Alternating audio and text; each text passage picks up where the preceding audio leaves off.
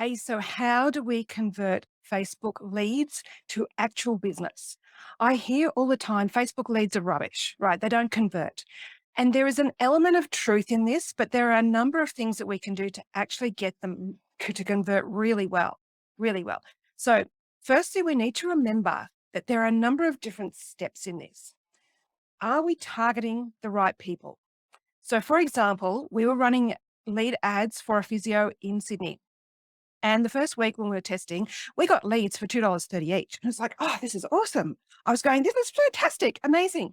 And then when I checked with the physio at the end of the week, I found the feedback was, yeah, there were some good ones. We had some conversions. It was certainly financially worth our while.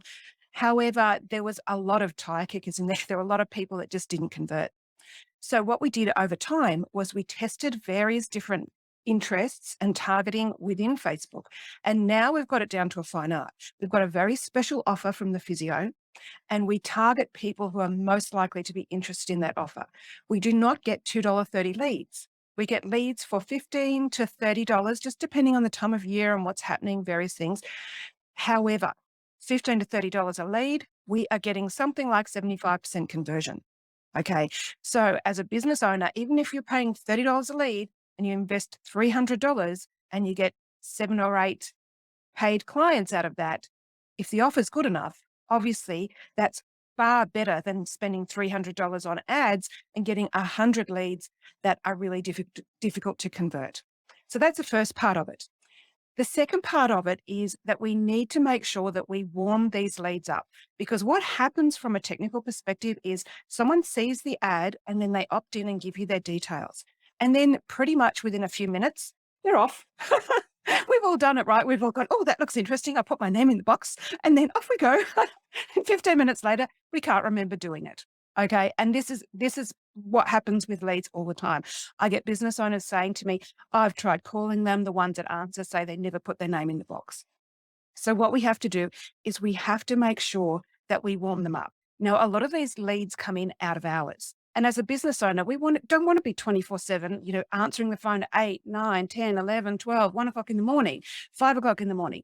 So what we do is we put some automation in the back end. And the very least we do is to send an SMS to the lead that says something like, hey, Kate, thanks for expressing interest in this thing. Our receptionist so-and-so will give you a call within a few minutes during business hours.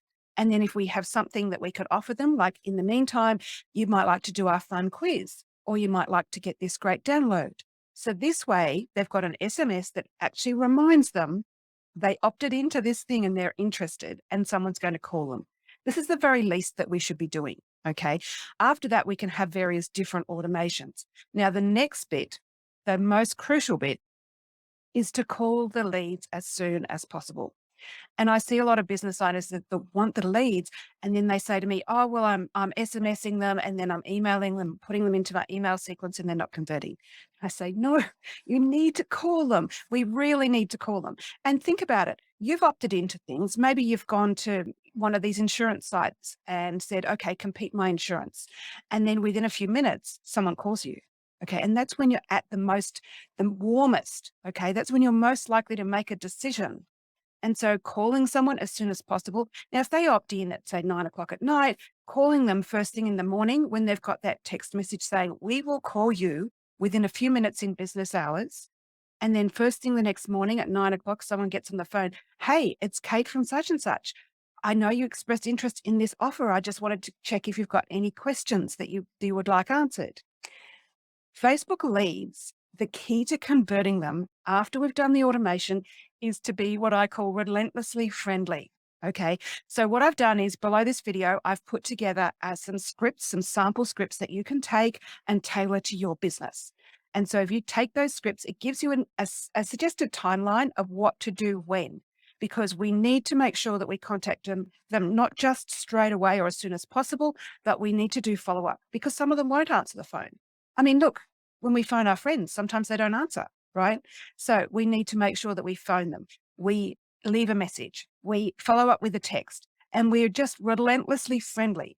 The tone just needs to be, hey, it's Kate. Look, I just really want to make sure that you don't miss out on this opportunity. I know you're busy. So look, I'll give you a call tomorrow. I'm sorry I didn't catch you. I know you're busy because, hey, we're all busy. It's easy to say you're busy. So I'm just bumping this up to the top of your inbox. I'm just shooting you an SMS so that you've got our contact details. I'll call you an SMS that says, I'll call you between 4 and 5 tomorrow, unless you can, or can you suggest a better time? Then they're likely to come back and go, oh no, 4 to 5 doesn't work. Can you call me at this time? Or between 2 and 3. And you started that dialogue. You've teased out that communication from them. Okay. So check out the cheat sheet below, the sample scripts. Use these timelines, just tailor them to your business.